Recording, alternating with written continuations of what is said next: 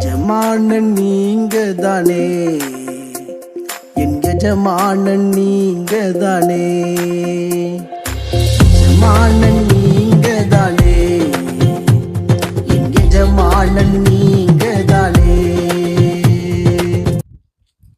ஆண்டவராகிய இயேசு கிறிஸ்துவின் நாமத்தினாலே உங்கள் அனைவருக்கும் 2336வது காலை மன்னா செய்தியின் மூலமாக உங்களை சந்திப்பதில் மிக்க மகிழ்ச்சி அடைகிறேன். தேவனாகிய கர்த்தர் கிருபையாய் ஒரு புதிய நாளை தந்திருக்கிறார். அவருக்கு மகிமை உண்டாகட்டும். கடந்த சில தினங்களாய் முழங்கால் படியிட்டு ஜெபித்தவர்களை நாம் தியானித்துக் கொண்டு வருகிறோம். அந்த வரிசையில இந்த நாளில் ஒரு காரியத்தை பார்க்க போகிறோம். 1 ராஜாக்களின் புஸ்தகம் 8ஆம் அதிகாரம் 54, 55 ஆகிய வசனங்கள். சாலமோன் கர்த்தரை நோக்கி இந்த ஜெபத்தையும் வேண்டுதலையும் எல்லாம் செய்து முடித்த பின்பு அவன் கர்த்தருடைய பலிபீடத்துக்கு முன்பாக தன் கைகளை வானத்துக்கு நேராக விரித்து முழங்கால் படியிட்டதை விட்டெழுந்து நின்று கொண்டு இஸ்ரவேல் சபை எல்லாம் ஆசீர்வதித்து உரத்த சத்தத்தோடு சொன்னது. எனக்கு பிரியமான கர்த்தருடைய பிள்ளைகளே, அன்பார்ந்த தேவ ஊழியர்களே, அருமையான நண்பர்களே, இந்த நாளிலே சாலமோன் பலிபீடத்துக்கு முன்பதாக முழங்கால் படியிட்டதை வாசிக்கிறோம். அதாவது சாலமோன் தேவாலயத்தை கட்டியிருக்கிறார். அந்த பிரதிஷ்டைக்காக எல்லா ஜனங்களும் சுற்றி இருக்கிறவர்கள் வந்திருக்கிறார்கள். அவர்கள் தங்களுடைய பிரதிஷ்டையை முடித்துவிட்டு திரும்பி ஊருக்கு போய்விடுவார்கள். அந்த சூழ்நிலையில தான் இஸ்ரவேல் ஜனங்களை, அந்த பிரதிஷ்டைக்கு வந்தவர்களை இங்கே சாலமோன் நின்று கொண்டு ஆசீர்வதிக்கிறார். பலிபீடத்துக்கு முன்பதாக முழங்கால் படியிடுகிறார், முழங்கால் படியிட்டு ஜெபிக்கிறார். ஆனா ஜனங்களை ஆசீர்வதிக்கும் போது நின்று கொண்டு ஆசீர்வதிக்கிறார். நம்முடைய வாழ்க்கையில பலிபீடம் ரொம்ப முக்கியம். அந்த பலிபீடம் என்பது ஜெப வாழ்க்கையை குறிக்கிறது. அந்த ஜெபத்துல நாம் முழங்கால் படியிட்டு ஜெபிக்க வேண்டும்.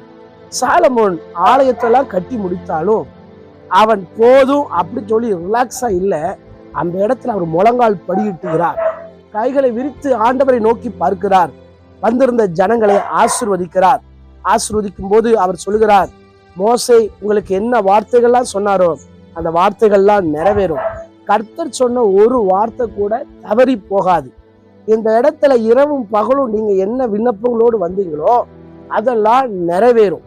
உங்களுடைய இருதயம் உத்தமமா இருக்க வேண்டும் என்று சொல்லி இந்த வசன பகுதிகளில் அவர் சொல்லுகிறார்.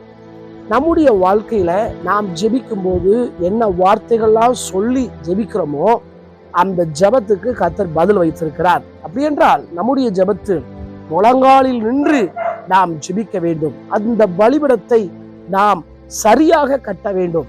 இதை பார்த்து கொண்டிருக்கிற அன்பான கர்த்தருடைய பிள்ளைகளே, நம்முடைய வாழ்க்கையில ஜனங்களை ஆசீர்வதிக்கிறது ஒரு பக்கம் இருந்தாலும் சரி, ஆனா முழங்கால் படியிட்டு வானத்துக்கு நேராக கைகளை உயர்த்தி நான் முழங்காலில் நிற்கும் போது கர்த்தர் அந்த ஜெபத்துக்கு பதில் கொடுக்கிறார்.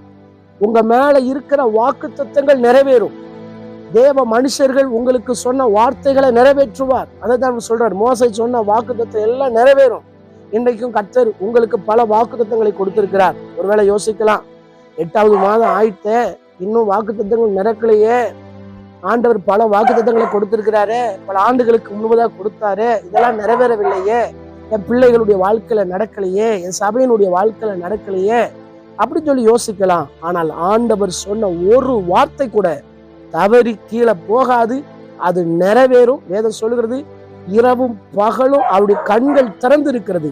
நாம் ஏறெடுக்கிற ஜெபத்துக்கு அவருடைய கண்கள் திறந்தவைகளா இருக்கிறது. சபையில போய் ஜெபிக்கிற ஜெபத்துக்கு கர்த்தருடைய கண்கள் பார்த்து கொண்டு இருக்கிறது. ஆண்டவர் உங்களுக்கு பதில் தருவாராக. எனவே சாலமோன் முழங்கால் படியிட்டு பலிபீடத்துக்கு முன்பதாக ஜெபித்தது போல நாமும் நம்முடைய ஜெபத்தில முழங்கால் படியிட்டு ஜெபிப்போம். கர்த்தர் பெரிய காரியங்களை செய்வாராக. கண்களை மூடி ஜெபிக்கலாம். எங்களை நேசிக்கிற நல்ல தகப்பனே, இந்த வேலைக்காய் வருகிறோம். தொடர்ந்து கேட்ட வார்த்தையின்படி நாங்கள் வாழ ஜீவிக்க எங்களுடைய ஜெபங்களிலே முழங்கால் படியிட்டு ஜெபிக்கிறவர்களாய் கர்த்தர்களை மாற்றுங்க. இயேசுவின் மூலம் ஜெபங்கள் ஜீவன நல்ல பிதாவே, ஆமென். அன்று சுத்தமானால் மீண்டும் நாளை காலை புதிய காலை மன்னா செய்திகளை சந்திக்கிறேன். அதுவரை தேவ கிருபை தாங்குவதாக. மாரநாதா, இயேசு வருகிறார். ஆயத்தமாவோம், அனைவரை ஆயத்தப்படுத்துவோம். ஆமென். அல்லேலூயா. உந்தனின் சேவை செய்வே எந்த சூழ்நிலையில்